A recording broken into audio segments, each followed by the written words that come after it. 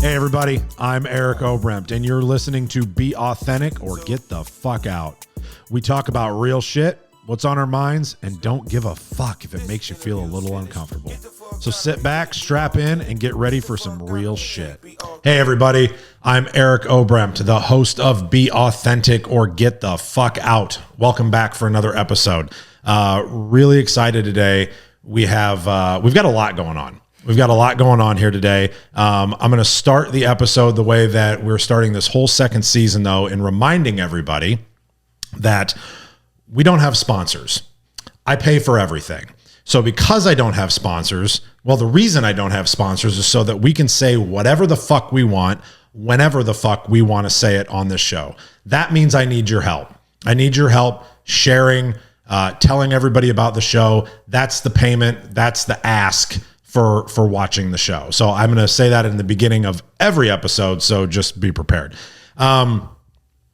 Today's an exciting day. We were down in Dallas a couple months ago and got to interview Tanya Mock. And while we were there, we were speaking with his wife, Tanya, and we were like, why aren't you on the show? Like, there's a lot of things that you need to talk about. And so we made a deal, and my friend Tanya's here. Hey, everybody. Thank you for being here. Absolutely. Don't be nervous. Thanks for... I can't make any promises. We're just going to throw that shit out there. Before we started, you said you were nervous. You have absolutely nothing to be nervous about. This is just a fun conversation that we're going to have like we were sitting in your living room. Sounds good. There just happens to be a microphone here. I mean... And that's just so we can record it. Okay. So what I want to do, because... just so you understand the show, like there's no script, right? There's no plan. I haven't wrote out questions. This shit goes wherever it goes. Let's go. Buckle up, Buttercup. So what Lexi and I were talking about last night is we were trying to go back to that moment after we were done with T's interview, and we were standing in the kitchen, and you had about 10 minutes of passion when you were like, this is what we need to talk about. Absolutely. Right? And I want you to kind of take the floor for a second and just, let's talk about what that was. Right? So remind me what that conversation was. Remind the audience. Well, hey, everybody. Thanks for having me first off. Absolutely. So we were talking, and there's always a second part of the equation that really doesn't get talked about a lot. I know my husband does talk about it. Which is the wife or the supporting party that's at home, the significant other in the midst of growing a business, becoming who you are, supporting your family, all the good stuff. There's always someone in the back that has to handle things while you're doing your thing. And if you're not supportive of them, then they're never going to accomplish anything. 100%. So that's kind of, there's wives out there that kind of get left in the background that nobody really gives them credit for. Mm-hmm. And T is very good at giving me credit for where he's gone and come from and is going in life, which is amazing. But there are other wives out there that do everything basically, and they don't get the credit that they deserve. Right. So that's kind of, let's talk about that. Was it always like that for you? Absolutely. Okay. Yeah, no, it's always been that way. From the beginning of our marriage, our relationship, he always traveled for work, and I was always at home, taking care of home, taking care of the kids. I meant the recognition. Oh, the recognition? Was the recognition always there? Okay, good. He's always been very supportive and acknowledging, more lately as we've grown and got older, obviously. But yeah, he's always known that he could count on me to be there and known that it was going to be taken care of and handled, and which gave him the ability to just do his thing.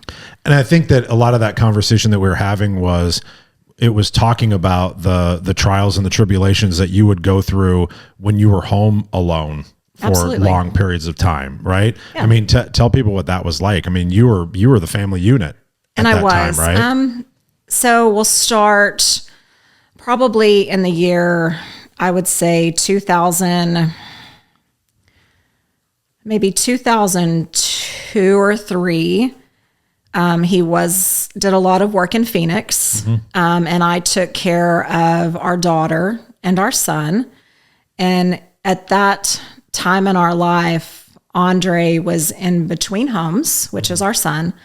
And so I had to handle the visitations and the pickups and the drop-offs in addition to taking care of our daughter at the time. And there was a lot of back and forth to the airport. I handled things while he was gone. So after Phoenix ended, in which that was probably almost 2 years, I think. Then we moved to, where did we move next? I think we moved to the Louisiana. Well, no, he worked in here. I think he owned a company here and sold that. But then we moved to Louisiana, in which that's where Iraq started. Yep. And so when he was gone, Andre lived with us full time by that time. And so I took care of everything while he was gone. Right. And from sports to dates to school to doctors to everything. And he was gone for months at a time. And then it got more in depth and he started being gone for almost a year at a time. And so when you have a teenager and so in my child. world, that would cause a shitload of resentments. In my world, did it in yours? You know what? No, it didn't at all. Interesting. Simply because my kids, our kids, we have the best relationship. Right. Period. They're like my little besties, even today. I meant resentments of you towards him. No, that's Yeah. Okay. No, that's my thing because with him being gone, I was able to have the relationship that I do with the kids. Right. And whenever he would come home, he's a rock star. So of course he got all the love and, daddy vibes that he needed then, but it just made us all closer. It truly did. And no, I never resented him. I was never lost or lonely or, I feel like Natalie'd be like, "Hey, asshole, fucking get home!" Like, no, it was sad at times. I mean, I did get sad at times because he did miss some major milestones, in the kid's life. But that's you kind of have to give and take a little bit, but never any resentment. So what's for people listening then, because I imagine there's going to be we're probably going to have a lot of female listeners on this one, right? Yeah, absolutely. That want to get some insight of, you're making it sound easy, right? And I can't imagine that it really was. You know what I mean? I don't know that easy is the right word. Is there anything that you gained insight from during that time that could help somebody that's watching this going, I am going through that right now. You know what I mean? I'm trying to help, grow this business. Nobody knows what the fuck I'm doing. I'm busting my ass behind the scenes, and maybe they are resenting, the person because maybe they're getting all of the accolades and the, whatever it is. And they feel like they're not being acknowledged or appreciated or, whatever it is.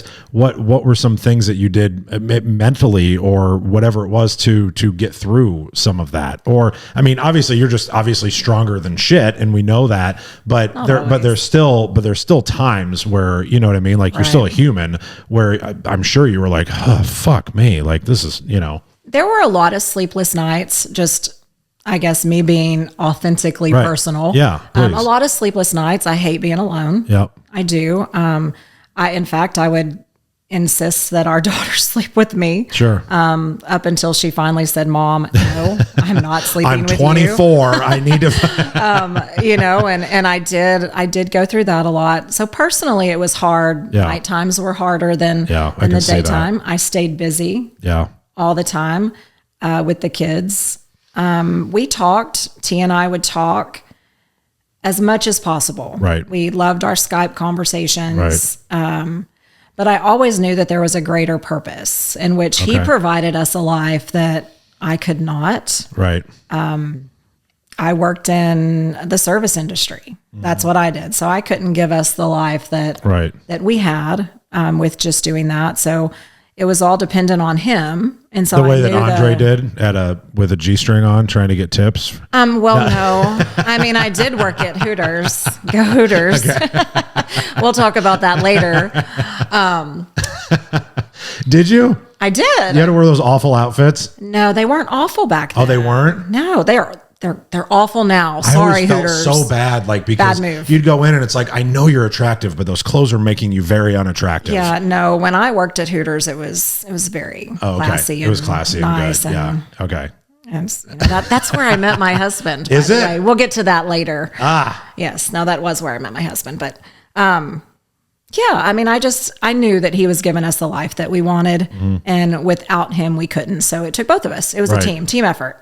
I want to hear the story from your perspective. I want to hear the story from your perspective when the phone cut out. Oh, my God. Okay, so there's a couple stories. Yeah. Okay, so we'll start with the first one. Okay. The first one, we were on Skype, and normally I would hear stuff. I'm not going to lie, but he would just tell me, hey, we're training. It's all good. Right. And then he would say, I got to go. And he'd hang up.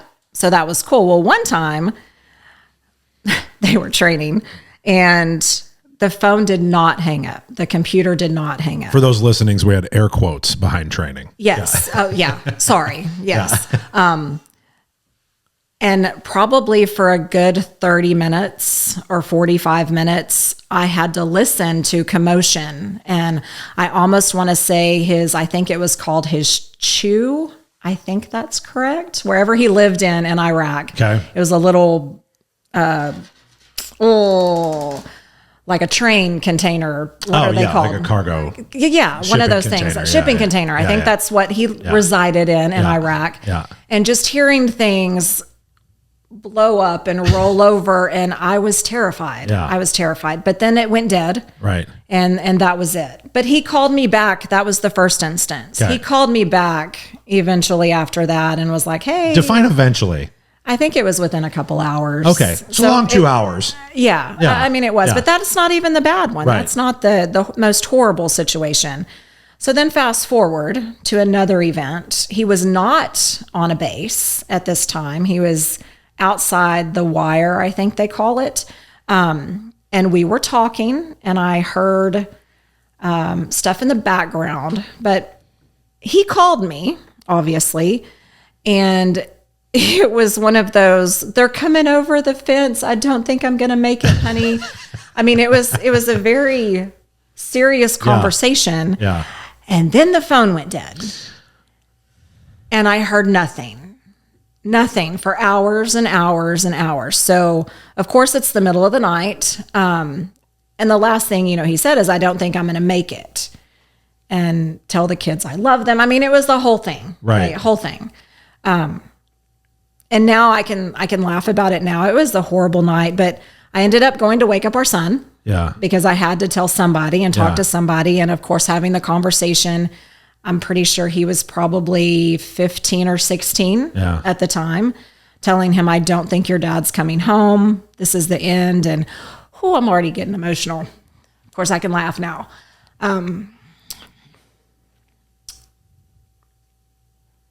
Time out for people listening. Time out. I did do my makeup today, so I'm trying not to cry for the record.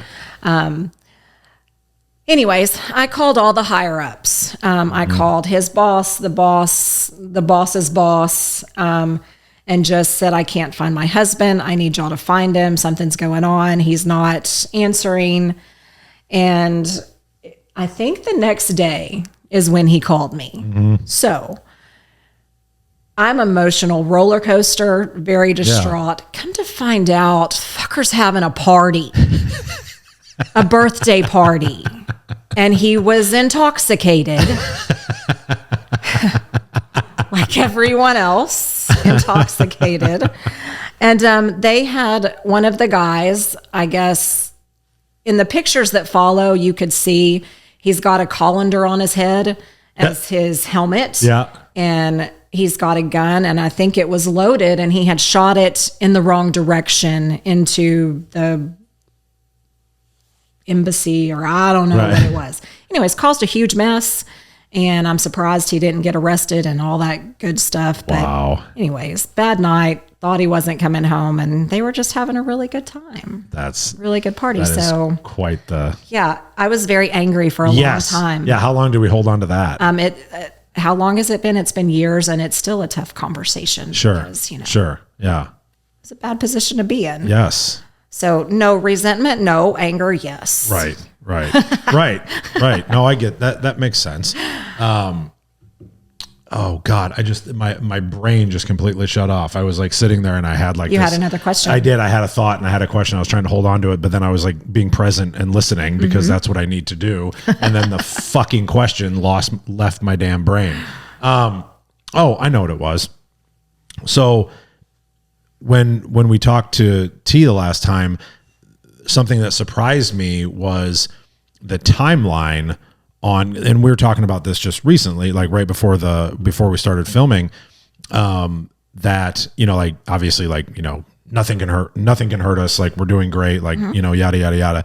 But in the interview prior, I asked a couple of questions and I was like, oh, well, when did that information come out? And I was shocked to learn that it was like months ago or like within a year or two, or, you know what I mean? Okay. And so that was very interesting to me because you guys have done a lot of work just in the last, couple of years, right? On you guys as a unit, you know? If you talk about that a little bit, just because you guys have been together for how long?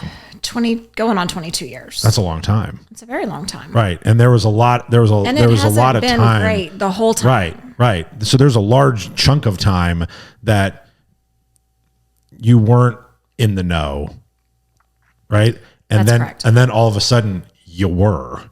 Yes. And that had to be like a ton of bricks. You know, yes and no. When T was overseas, you know, I thought he cleaned water and did generation. That was what I always, that's what he did. Right. Tony Soprano owns a trash company. We'll and so I never exactly. Yeah.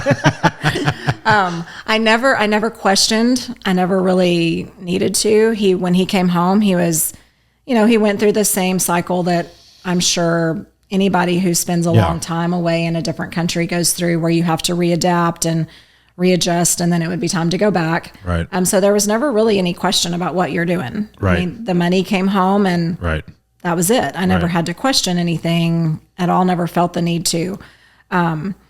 So fast forward this year, actually, the end of last year. End of 21. We went to the chiropractor and I can't really explain it. I know, well, first the chiropractor happened to do x-rays on him, and he came back in and he's like, hey, when did you break your back? And I kind of looked at him and I'm like, hey, I don't know anything about a broken back. So what's going on here? Right. Well, we didn't say anything then, but the chiropractor he had neck issues, or he has neck issues currently. And there was no kind of fair warning what he was doing, but he just got behind T and was rubbing his neck and then just went in and like crunched his neck. Yeah. And I can honestly tell you the look on his face was something I had never witnessed myself. It was kind of anger, and he was kind of terrified in a sense, but angry and kind of lost, and he disappeared for a second. And I just, you know, kind of didn't say anything. But on the drive home, he was different. It was like something immediately popped back up in his head, and it just took him to a darker place. And he still didn't say anything. He was just in a different mood than he had been in. And it wasn't until, I don't know if it was before Christmas or after Christmas. I'm pretty sure it was after Christmas, around January. And I don't really know how in depth or detail oriented that T went. So I'll give you the basics. We were sitting in our kitchen. This is your show, so you go as deep as you want to go. I know, but I don't want to cross. I don't want to cross any kind of line. Right. Nope, I get it. In his stuff, but we were sitting there in the kitchen, and we're empty nesters now, which is amazing. And he just looked at me and he said, "I need to talk to you." And of course, any human or whatever, when your other significant other says, "We need to talk," right? We need to talk is never a good thing. Mike, can we do that later? Yeah. And he opened up more in depth about what he actually did overseas. He was not in the military. For everybody listening, my husband was not in the military. He was a contractor overseas, and he worked closely with the military, but he was not in the military. And he just kind of, I guess to put it in terms that I'm comfortable with, he did things that the military couldn't. Right. And he was very afraid, and he's kept this inside. He had kept it inside. Well, he's been back full time since 2015. Okay. I think he gave up with overseas going back and forth. And so it's 2021, 6 years later, and, we had never had this conversation at all. And he opened up to me about all the things, some of the things he went through and did. And he was very worried that I was going to judge him, be angry with him, right, not want to be with him. And in a very weird way, because I didn't have an expression. I really thought about it, and I was hearing what he was saying, but the only thing I could think of was, holy shit, you are a badass. And that's what came to my mind. And he just kept looking at me, and he said, babe, you're going to have to tell me what's on your mind, because I can't read what you're saying. Right. And, after the tears, because there were tears, and seeing my husband cry is not the easiest thing, because he doesn't do it. Right. But there was a lot of emotional conversation and a lot of in-depth emotions. Once we had that conversation and he said, I need you to explain to me what you're feeling, I couldn't say anything except, it kind of turns me on. It does, and I know that I'm protected. Our kids are protected. We'll always be protected. Right. I don't really care Right. what you did over there. Right. You're here now, right, and you're home. Right. And that's my thing. So it made me not look at him in any other form or fashion except, holy shit, you really went through all this. Right. And here you are today. So you have a purpose. Right. You made it here, and he'll tell you that it was because of our daughter. Yeah. That he's here because of a promise he made for her. And if I go into depth with that, I will start crying, so I won't. I think our goal today was to get you to cry. So it's, he's an amazing man. Yeah. And I've always thought he was an amazing man. And this just made me respect him a whole lot more. Well, one thing that I'll say, and I don't know if I've talked about this before or not. I think I have, but there's something about as a man doing those things, like trying to provide, trying to, whether it's run a business or, like just have your family and like be that person, right? When you have the support at home that you need to do that, absolutely, it makes you that much better at what you're doing. But when you know that it's not there or it's fractured, it fucks everything absolutely up. And I think if there's anything that people can get from this conversation too, in this story, is that for all of the men listening and the women listening, like, we have to figure out how to be that team. Absolutely. Right. So that we know we have that. Because I know for me personally, if I'm having an issue at home, my shit is fucked up that whole week. Like, that has been us before. Absolutely. And you see it happen, and you right? see it crumble right in front of you. Anything done. You can't get anything done because all I'm doing is focusing on this when I need to be focusing on this. And then the minute that this changes over here, my level of performance goes through the absolute fucking ceiling, because I know that this is this is stable, and that this is taken care of, and that I'm backed up no matter what. Right. Absolutely. It's that no matter what feeling that you get. And so I know that you obviously went through times where it was, there was moments of, and there is, that we've motherfucker, we all motherfuck each other once in a while. Like, we all do that. Yeah. Like, that's normal. But the mindset though is, I'm going to do whatever I can to support. And then in turn, that gets the same thing back. Absolutely. Right. And when he does that, that gets you to want to support even more. It's the team. It's the team effort and the whole circle that is so important. Like, when he's gone, or he's working, whether it be in a storm, whether it be in Iraq. Now, Iraq, we really couldn't text per se. So I'll take now. So current. If he's working and he's on a job and he's gone for weeks or months, I'm not the wife who calls you every 10 minutes or texts you every hour and says, hey, just, whatever. Yeah. What you doing? Yeah. I don't, I'm not that person. I don't, he doesn't communicate with me during the day. In the morning, even when he's home and he's laying right next to me, we wake up, our first things, we can be laying right next to each other and he'll text me, good morning, sexy. And I text back, good morning, sexy. That's funny. That's how our day starts. Right.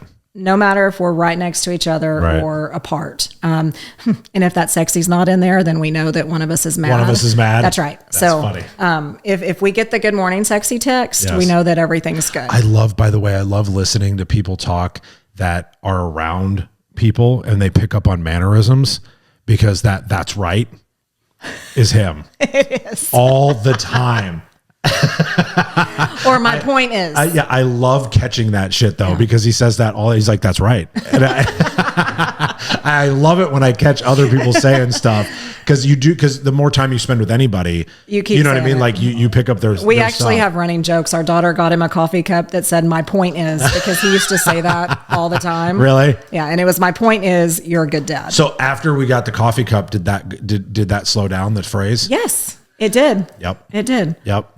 That's hilarious. Because he moves on to something else. Because I caught one of Paul's, and I was telling Kim about it, and her and I were laughing. And he heard you. Yes.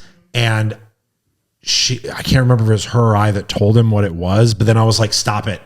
Because now every time he speaks, he's going to hear that and he's going to shut down for a second, trying to figure out what to say next. Yes. And I'm like, don't do it. Yeah, that's exactly what happened. I'm pretty sure. Is it? Yeah. That's hilarious. But now he's going to hear this and hear that that's right. But I like that's right. Because when I'm talking to him though, it confirms. I'm like, yeah, that's right. I am right. Fucking right. I am. Thank you for making me feel better. Now I'm going to make sure I don't say that's right anymore. That's so funny. I could hear it. That made me so happy. Okay. What's next? So Iraq happens, that's done, comes home, and now let's get into a little bit, because the story about I forget which storm it was, but when he got sick. That was last year, or the year before. Yeah, I don't remember what storm. It was the storm that hit Alabama and the Gulf Shore kind of area. Yeah. That was a crazy time. It was crazy. Right? Like, how do you as a partner deal with that? Because I mean, it sounds like for a while it was touch and go. It was, and it's very, he's the strongest man I know. He's kind of invincible. That's kind of how that's what we all think until we're not. And that's what's scary, because I feel like they can't kill me. Yeah, I mean, even to our kids, he's invincible, and to me, he's invincible, and he's made it through all this shit, and now all of a sudden, he can't get out of bed. He's like, every inch of him hurt and ached, and that had to be really hard to watch. He was very weak and not wanting to do anything, and just unhappy, and it was hard. It was, what are we going to do now? And was that the time that you kind of started taking over everything business-wise? It was. Okay. I mean, I kind of had to. Now, on saying that, whenever Tad started really taking off, which was only about 4 years ago, we haven't been... Which seems crazy. And it is crazy, but it hasn't been that long ago.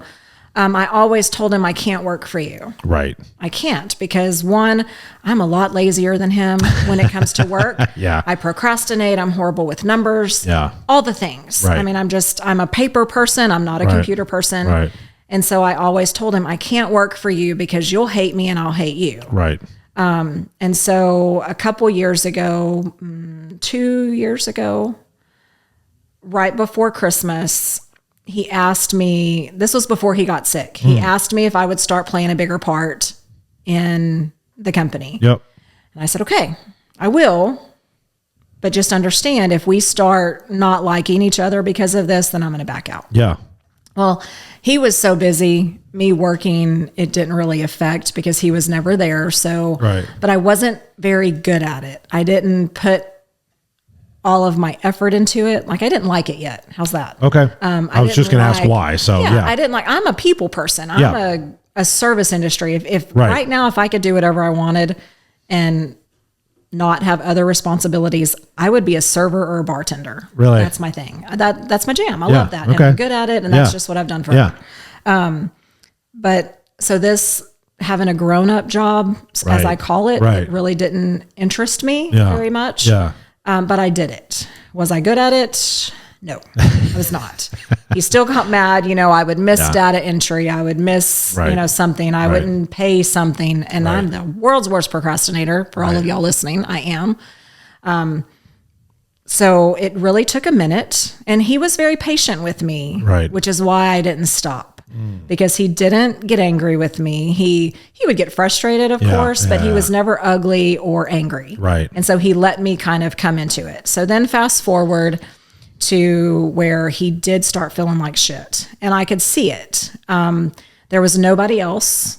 I don't trust a lot of people in our personal, in the heart of our business. Yeah. Yes, I love all of our team. Yeah. But in the heart of our business, that's kind of our life. Yeah. You know, and you can't just open the door to have everybody come in and run things. So I was very apprehensive. You can only have certain conversations with certain And that's people. right. Yeah. That's absolutely correct. Yeah. So I decided that I was going to start playing a bigger role. So he couldn't really leave the house. Right. He could, but it was just easier for him to walk out to the pool house that we turned into a office. Yeah, I love that for him pool house. Yeah.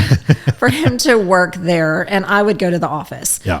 And at first, I was still doing the same things, the QuickBooks and the data entry and the. But again, not your jam. Yeah. Not my thing. Yeah. And so finally, we did by the grace of God, because that's how we did run into this family. You know, a young lady came into our life that I liked as a person and trusted. And it was actually T's idea, and she's an accountant. So it actually kind of worked out. We brought her on board, and she started doing the data entry, QuickBooks numbers part of things. Yep. And I do trust her with my life. So that was easy for me to kind of let go. And at first I didn't. Yeah. I didn't even let go in the beginning. Yeah. She just kind of did her part. And then I still held on tight. This is a conversation you need to have Natalie when we're done. Yeah. Cause like we're going through the going through the same thing. Same exact shit. But she was an accountant by trade before at a big auto auction. Awesome. And so she has the skill set. But so every time we bring somebody in, we fired like 3 people already. Oh, wow. And we bring them in, but then she has to go back in and fix all their shit. Yeah. So she ends up working harder. Absolutely. And then she's like, fuck them. I'll do it all. I'll do it myself. But I'm like, that's going to hurt y'all. It's going to hurt her. It does, like on a daily, right? Because I'm like, I need this, I need this, I need this, I need this. Yeah. But it's like, am I talking to my wife? Or your accountant. Right. Yeah. Yeah. Because I'm talking to each one of those probably a little bit differently. That's where it became, that's where I knew we had to bring someone in. Yep. Because I was taking on a bigger role, didn't really get the role. I'm not an accountant. I'm not a numbers person by trade. Right. I can mess it up by looking at it. So when we brought Tara in, and I gave myself the ability to let go and just kind of, I haven't signed into QuickBooks in I don't know how long. Really? So, I mean, it's just been amazing. You have to have somebody that you trust. And it happened to be a friend of ours. Oh, wow. And which is odd. Yeah. And in the next breath, she's a badass. So, you know, she came in and she is a ride or die for Tad. And she's a person that I trust with everything. Right. So she knows everything. Right. You know, she knows it all. And once that happened and she became that person for our company, I was able to actually start running things and start playing a bigger part and really using your skill set, using my skill set. And my skill set is people, right? In which he's always taught me and always told me that I don't have to know what I'm doing. I just know how to find the people that know how to do them and how to take care of them. Yes. And so once I understood that and accepted that as reality, the whole world opened up. Yep. And then I actually enjoy it. Right. Because I get to be the people person and I get to have my Tad family And it was just, it's awesome because I can make decisions, and I'm not a gray person. I'm a black or white person. I don't sugarcoat anything. Right.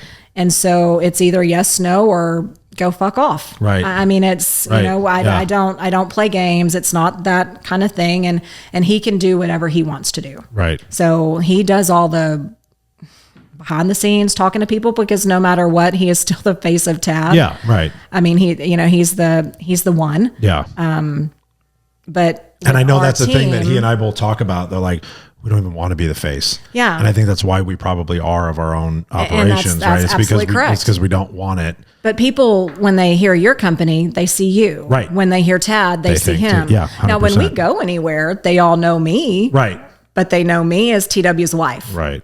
And so they know if I'm there, then TW is going to be there. So they're like, hey, where's your husband? And I'm like, oh, he's over there. Does that bother you? Absolutely not. Okay, good. Because I'm horrible with names. Got it. So people come up to me and I know you. Right. But I don't know your name. Right. So I'm the worst at that. I have an ongoing joke that I have to golf with somebody 4 times before I'll remember their name. So for all those listening, if you ever see me in public, please tell me your name. Yeah. I think she just learned mine today. No. No, I knew Lexi's. That's right. Yeah. Well, how could you forget Lexi's? Yeah. Everybody loves Lexi. But yeah, so that's where I became, and our son is part owner of the company as well.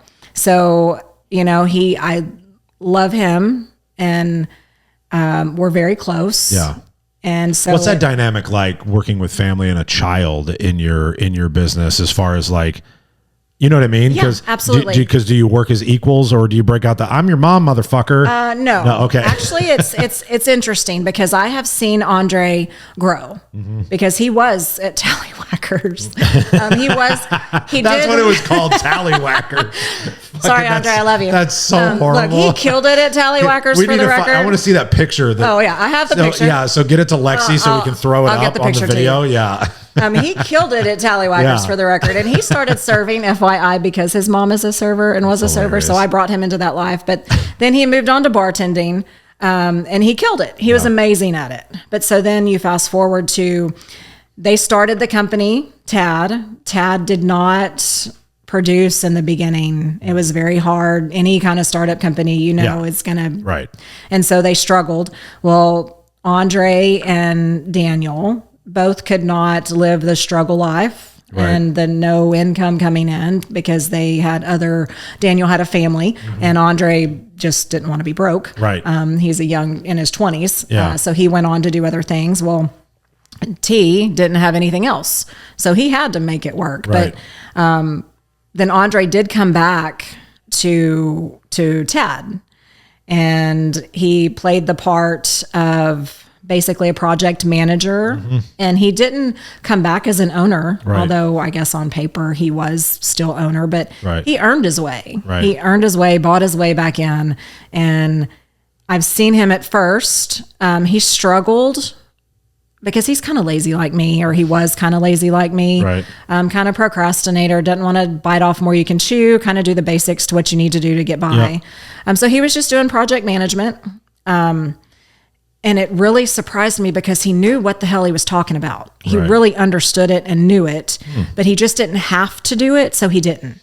Got it. So you fast forward, he changes and he grows up, and Daniel ended up coming back to our company as well, and then went on to do his own thing. And when Daniel left, Andre had to step into the part that Daniel was playing, which was a higher level participant in the company. Sure. And he killed it. And he embraced it. He embraced it and ran with it. Cool. And he wasn't, because he's still young. Like, how old is he? 27. Yeah. He's 27. Yeah. He wasn't resentful for having to do it. He just did it. Yeah. And he actually knew what he was doing. And it was very awesome to see him taking control and doing it. And now today, you put him in front of a camera and he can talk business all day long. Right. Is it what he wants to do for the rest of his life? Probably not. Right. But he's amazing at it. And now he's taken that control. And it's funny because now he doesn't refer to me as mom at work. Okay. I'm Tanya at work. And if anybody asks him a question, because he is the owner. Yeah. Realistically, he's my boss. Right. If we're getting down to the nitty gritty. Right. But anybody who asks him a question that has to do with making a decision outside of in the field, he says, you better go talk to Tanya because that's not my lane. Right. And so he's very respectful in, good. No, I may not be an owner of the company, but I am where I am in the company. Yeah. And he never pushes back. If he wants to make a decision, he always calls me and we talk about it with Mark and him first. And now Tara's part of that equation as well. And we all discuss it. And then if we feel like TW needs to be brought into it, right, then we'll bring him into it. If not, then we just handle it. So he's very respectful and working with Andre's great. That's got to be rewarding being able to do that with the family unit. Yeah. And our daughter works for us too. Yeah. I mean, that's amazing. It's we have everybody who works for us is family. Yeah. Maybe not blood family, but they're family. I get it. So. That's literally what we have on the back of our shirts. Yeah. I don't know if you've ever seen one of our D&M shirts. It literally says "We are family" and that's on the back of our shirts, because I had the mentality when I started growing our company, and I don't know how much you know about ours, but like my grandfather started our company back in the 60s. Oh, awesome. I didn't know that. Yep. So grandpa started back in the 60s, and I started working with him when I was 10 years old, because I lived with him since I was 7. Yeah. And so I was up on roofs doing stuff at a young age. But he was very anti-growth, right? For the longest time. Right. And I was only able to change so many things while he was still alive, because he still kind of controlled the money. And even as an owner, like he gave me part ownership of the company, I still didn't have access to do the things that I wanted to do. And then when he passed away and I took over the remaining ownership of the company with a deal that I worked out with my grandma, I knew that I wanted to do more, right? And so I invested like the small amount of money that I had saved up into trying to buy people, right? I mean, because that's what you have to do, right? Is you got to go get more people. You have to invest. But I didn't know what the fuck I was doing. Like I went and got drunk for 3.5 years in college. Like I didn't go to fucking class. I didn't do any of that shit, right? Like, I mean, I'd go to class for a semester and then I'd stop and get on academic probation. And then I'd go back to class and then I'd get on academic probation again. Like that was how I kept going. But I didn't know how to grow that. So I just threw all my money into it. And I was scared when it started to grow and I started to add people that I would lose that feeling of family. And so I made it very, very intentional, which it sounds like obviously you guys did the same thing, to make sure that everybody had that feeling. And we've had a few, because I think that's important. Unfortunately, that we have brought on that just never fit into the Jesus. And needless to say, they're longer gone. With us. Absolutely. I've had a dozen of those. Yeah. The crew that we have now, and we're small. I mean, the crew is small, but we have a great team. Yeah. We do have a great team. I could, we have a group chat and, it's like a family, a bunch of family members just talking on there all the time. Yep. And it's really amazing. We literally do the same thing, which is we literally do the same. Every once in a while, I have to be like, "Hey, asshole." Yeah. Don't. Oh, no. Yeah. I mean, that's kind of, and we leave TW out of the group chat. We do. Smart. Just because he doesn't need to see all the things all the time. There's probably one going on I don't even know about. There probably is. Yeah, there probably is. You should probably ask about that. I don't think I want to know. You probably don't. I don't think I want to know. I did ask him on our last group chat if he wanted to be in it, and he's like, no. No. So that's smart. I probably shouldn't even be. Yeah, you're in the secret one. Yeah, Lexi's probably in the secret one. So, okay. So as we start to wrap up, what I want to do is, because we covered a lot of different stuff today and we didn't know where we were going. Right. But I have to imagine what we do at the end is we always give the floor back to the guest. Okay. To be able to either go more in depth into something that we stopped or to bring something up that we didn't. And my guess is that while you were coming down here, you were probably spinning your wheels about what you were and weren't going to talk about and Actually, whatever. I wasn't. Oh, good. Okay. I feel like I've been wrong in every fucking assumption that I've had in this last 40 minutes. But if there's anything that we haven't talked about, any story, anything that, and the purpose again is so that somebody listening to this, if we have 1,000 people listening to this, 10,000 people listening to this, whatever, that if there's one person that pulls something out of it and gets to take it home to their family, to their significant other, and implement it into their life, then today was a success. Right? Okay. Not trying to make everybody fucking happy. Absolutely. Ever in this show. I want to make one person feel like they really got something out of it today and went, fuck, thanks. Eric, thanks, Tanya. You know what? Then this is what I'm going to do. I'm going to talk about being a wife then. Okay, perfect. And for all the ladies, even the men that are listening, it could be the wife that's actually the breadwinner of the company, right, and that's traveling and has to travel, or the family, not the company, that has to travel. And it could be roles reversed. No matter what, first and foremost, you have to have trust. That's a big thing in your relationship. If you don't have trust, and T and I have been together going on 22 years, and our trust has been broken twice, in which I think we're doing a couples edition at some point with you. Yep. And we can touch on that because we're very passionate about where we are now. But we have early on in our relationship broken that trust. And I can honestly tell you, never once did we ever run away from each other. The trust was completely broken and shattered. But we still held on and still did life. Our kids never even knew what was going on. But you have to trust each other if one of you travel and you are away for periods of time. Right. You have to believe in yourself, and you just have to trust. If you don't trust, then it's going to be extremely difficult. And if you don't, you better figure out how to. You have to figure out how. And communication, right, no matter what, honesty may be harder. Yep. But it's definitely going to keep it solid. Yeah. And we learned that, and it took us probably 18 years. I'll say 18 years to get to a place right now to where there are no questions. Isn't that crazy to think about? It is. But when we became empty nesters, and our son is 27 and our daughter's about to be 21, for the last 5 years, we all lived together. My mom even lived with us. Oh, wow.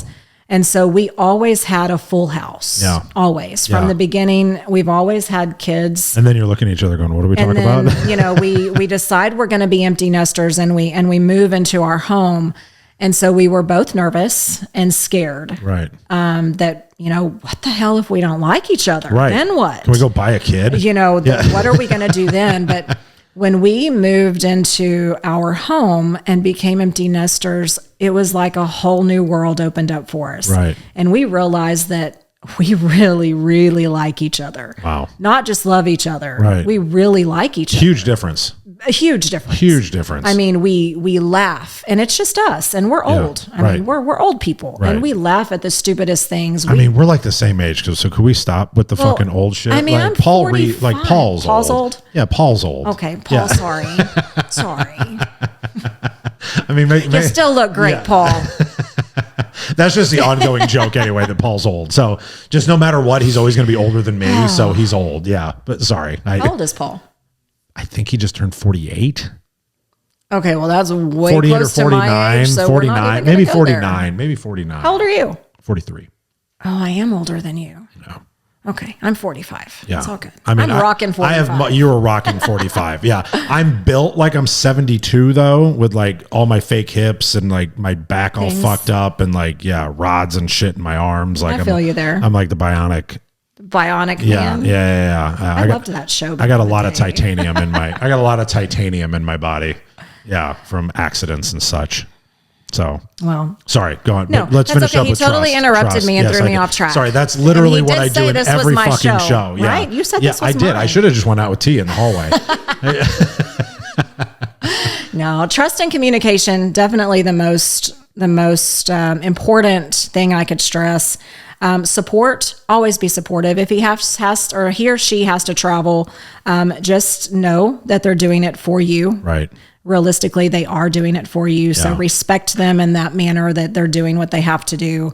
in order to provide the life that y'all want, not that they want, that y'all want. Because I think sometimes there is a misconception about that, because the other significant other could be sitting at home going, oh, they're just out gallivanting around having a good time. You know what I mean? Right. And it's like hotels and eating out and all that I mean, stuff. as somebody that does travel quite a bit, I mean, like, I fucking hate it. Yeah, so does he. I hate it. Like, if I go more than 2 days, 3 days max, I need to go home. For the record, we didn't sleep in the same bed last night, and that's the first thing I told him on our drive was, oh my gosh, I miss you. And our daughter about threw up now. So she's like, stop. Yeah. Oh, stop. I hate it. Like, I hate being gone. Like, we don't like being gone. And there might be guys that like being gone or gals that like being gone, and maybe for the wrong reasons. But as a general rule, like, it's not glamorous. No. It's not fun sleeping in a fucking different hotel room or in an Airbnb or whatever it is, or even if you have to share.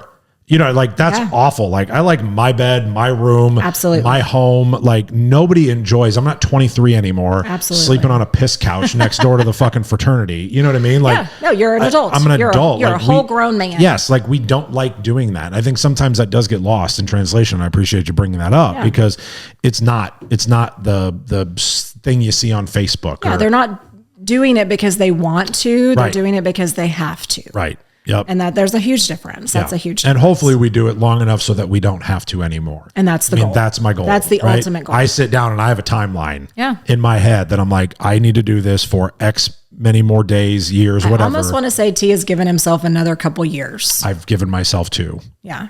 And to where he doesn't have to do that anymore. Yep. And, you know, I think if he wants to, he will make that happen. He will make it happen. Absolutely.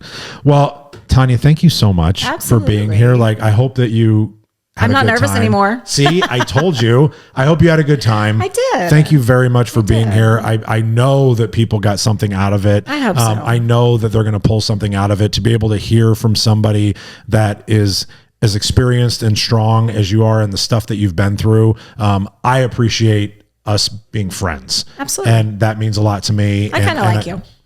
I'm really not that great, but I appreciate the fact that you say that. But thank you very much for being here. Thank you very much for sharing your story. And I look forward to having the 2 of you on here in a little while, and everybody gets to that should be really live with that. So as we end every episode here, everyone, remember, be authentic or get the fuck out. Get the fuck out if you can't be authentic. Yeah. Swipes.